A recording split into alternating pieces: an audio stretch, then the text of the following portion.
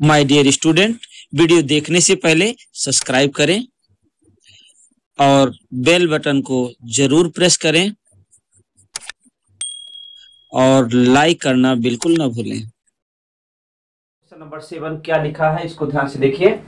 तो question number 7 में दो पार्ट्स है, part A and part B, और आप देख सकते हैं कि and the electrostatic field line is continuous curve, okay, that is field line can not be have sudden break and why not. तो पहला क्वेश्चन ये है कि इलेक्ट्रोस्टैटिक लाइन जो फील्ड लाइन है कंटिन्यूअस कर्व है, तो that is field line can not be sudden break, अगर सडन ब्रेक नहीं हो सकती है तो क्यों, व्हाई नॉट।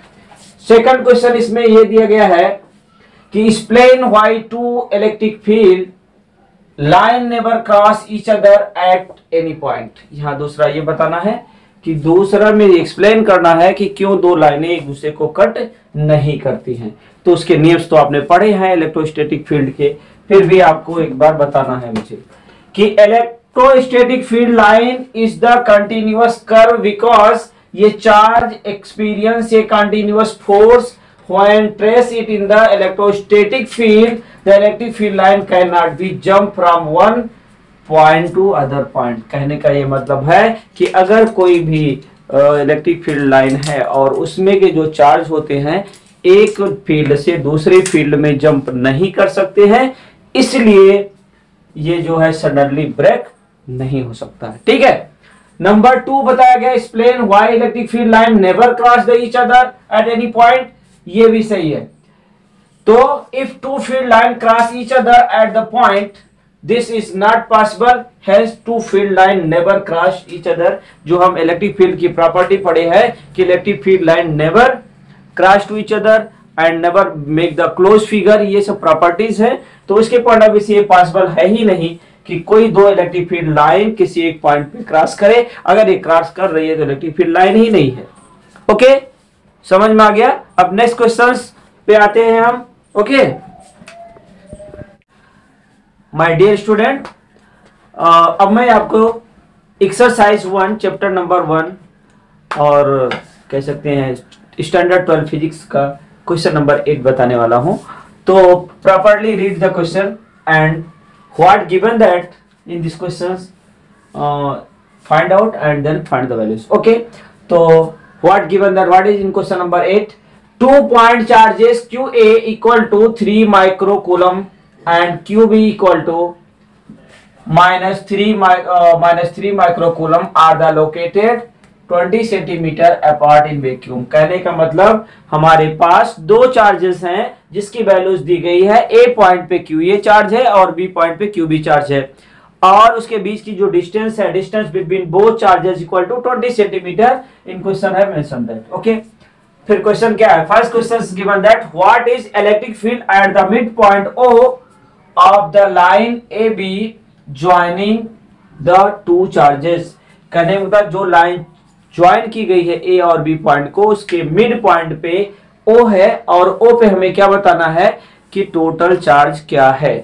टोटल चार्ज नहीं, टोटल इलेक्ट्रिक फील्ड क्या है। क्वेश्चन नंबर 2 में दिया गया है if the negative test charge और the magnitude 1.5 × 10⁻⁹ coulomb is placed at this point, उस पॉइंट पे टेस्ट चार्ज है, तो what is the force experienced by the test charge। तो you know फार्मूला कि F इक्वल टू QE, और अब Q की वैल्यू यहाँ मेंशन किया गया है और वहां पे आपको निकालना है E की वैल्यू। तो फर्स्ट क्वेश्चन से E निकालिए, सेकंड क्वेश्चन से F निकालिए। तो क्वेश्चन तो क्लियर हो गया ना, आगे बढ़े।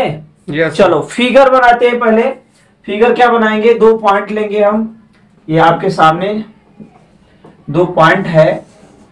अब आप देख सकते हैं कि इसका जो मिड पॉइंट है ये O है, जबकि यहाँ पे दिया गया है इसकी जो लेंथ है वो 20 सेंटीमीटर मेंशन है। And charge of A equal to QA है, QA इस पे है और यहाँ पे QB है। ओके, अगर this O point is mid point तो आपको पता है ये 10 माइक्रो कूलम होगा, नहीं 10 सेंटीमीटर होगा, और ये कितना होगा, ये भी 10 सेंटीमीटर ही होगा। ओके, तो हमें क्या फाइंड करना है, electric field on O with help of Q charge Q A and Q B. इतना क्लियर हुआ ना। और फिर इसके पूरे सेंटर पे जो इलेक्ट्रिक फील्ड होती है वो हम फाइंड आउट कर सकते हैं। ठीक है, तो सब कुछ हमारे पास है, जो दिया गया है वो लिख देते हैं। गिवन दैट क्या दिया है, Q A equal to 3 micro coulomb है, और इसको क्या लिख सकते हो, 3 into 10⁻⁻⁶ coulomb. Okay, in this way Q B equal to also given that -3 micro coulomb equal to -3 into 10⁻⁻⁶ coulomb.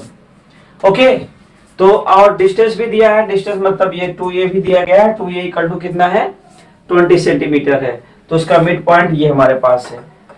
और टेस्ट चार्ज भी दिया गया है, क्यू आल्सो मेंशन दैट, ये सेकंड क्वेश्चन में हम लिखेंगे। ठीक है, अब हम बात करते हैं आगे की, कि हमें निकालना है electric field on Q with help of due to Q A. तो लिखिए इलेक्ट्रिक फील्ड, ठीक है, electric field on O due to Q A. हम मान लेते हैं ये क्या है, ई ए है, ई ए। तो फार्मूला क्या होता है, K Q A by R square, ये वेक्टर फॉर्म में, तो आर यूनिट वेक्टर होगा। अब के की वैल्यू कितने लोगों को नहीं पता है, नहीं पता है या पता है, कैन यू से व्हाट इज वैल्यू ऑफ के? ओके, सबको मालूम है तो लिखो, फिर मालूम है तो 10⁹ होगा, और क्यू ए मेंशन हियर, ये वैल्यू, तो कितना होगा 3 into 10⁻⁻⁶।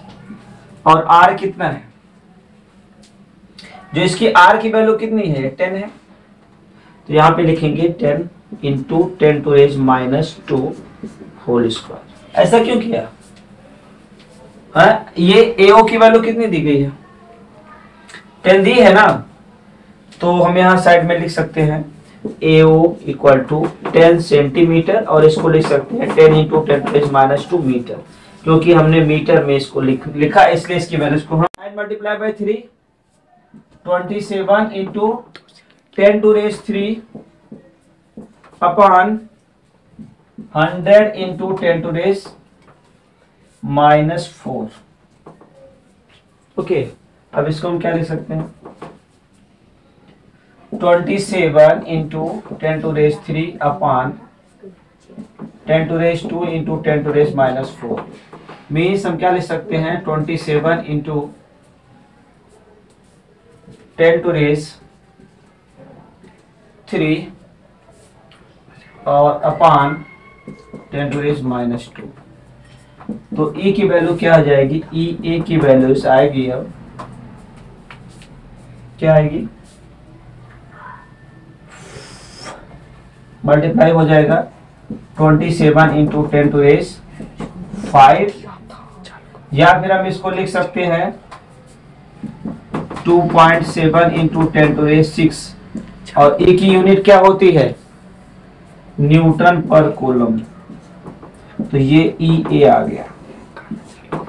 In this way we will find the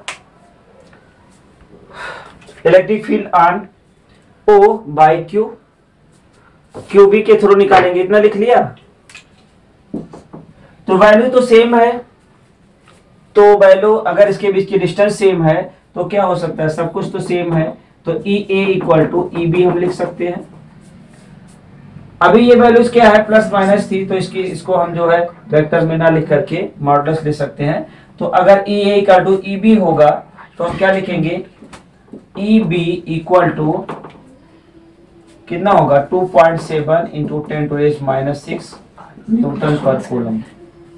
okay, ये क्यों होगा, क्योंकि इसकी वैल्यू सेम है। अगर इसका मॉड ले लेते हैं, अगर जो वैल्यूज है वेक्टर में अगर ये है और तो वो माइनस में आएगा, तो ये दोनों बराबर है। तो लेकिन अगर हम यहाँ लिखें E A modulus equal to F B modulus, तो क्या हो जाएगा, ई बी की वैल्यूज ये भी नेगेटिव की जगह पे पॉजिटिव हो जाएगी। तो हमारे पास दो आंसर आ जाते हैं, एक आता है 2.7 10⁶ न्यूटन पर कूलम। अब हमें क्या निकालना है, टोटल क्या निकालना है, total electric field on O, तो total electric field on O equal to is क्या होगा, E equal to E A plus E B, ये होगा। चलो ई ए की वैल्यू क्या होती है निकालिए। ई ए की वैल्यू वही है 2.7 इंटू 10⁶, और इसकी भी वैल्यू 2.7 इंटू 10⁶। ठीक है, अब क्या हो जाएगा 5.4 10⁶ न्यूटन पर कूलम। ये क्या है, इलेक्ट्रिक फील्ड ऑन क्यू हो गया। ठीक है, लिख लिया। तो ये हमारे पहले एक आंसर आया। अब हमें बी निकालना है, तो इजी है, आप निकाल सकते हो। कैसे निकालेंगे बता दे अभी। चलो, कितने लोग यहाँ पे हैं जिनको टेस्ट चार्ज और इलेक्ट्रिक फील्ड के बीच में रिलेशन पता है। यहाँ पे ये बताया है टेस्ट चार्ज हमें दिया गया है, मतलब क्यू की वैल्यू गिवन दैट है। फॉर बी पार्ट के लिए क्यू की वैल्यू क्या दी है 1.5 10⁻⁹ क्या दिया है, कूलम दिया गया है। ठीक है, अब हमें क्या बताना है, एफ की वैल्यू निकालनी है। किसके पॉइंट ऑफ व्यू से, इलेक्ट्रिक फील्ड। तो एफ क्या होता है, F equal to Q E होता है, और ई की वैल्यूज आपने यहाँ निकाल ही लिया है। तो इसकी ई की वैल्यू यहाँ पे सब्स्टिट्यूट करके देखो क्या होता है। इसकी वैल्यूज है 1.5 10⁻⁹ and E is this values 5.4 10⁶। तो F इक्वल टू क्या हो जाएगा, मल्टीप्लाई करिए। ये तो पहले लिख दीजिए 10⁻³ 3। 15 4 जा 60 होता है, और 15 5 जा 75 होता है। तो 75 और 6 तो कितना हो जाएगा 81। अब डेसिमल पॉइंट कहाँ कहाँ लगेगा, 2 डिजिट पे, तो यहाँ लगेगा। तो हम क्या कह सकते हैं, जो हमारा फोर्स आएगा इसके पॉइंट ऑफ व्यू से 8.1 इंटू 10⁻³ न्यूटन लगेगा। ठीक है, ये लिखा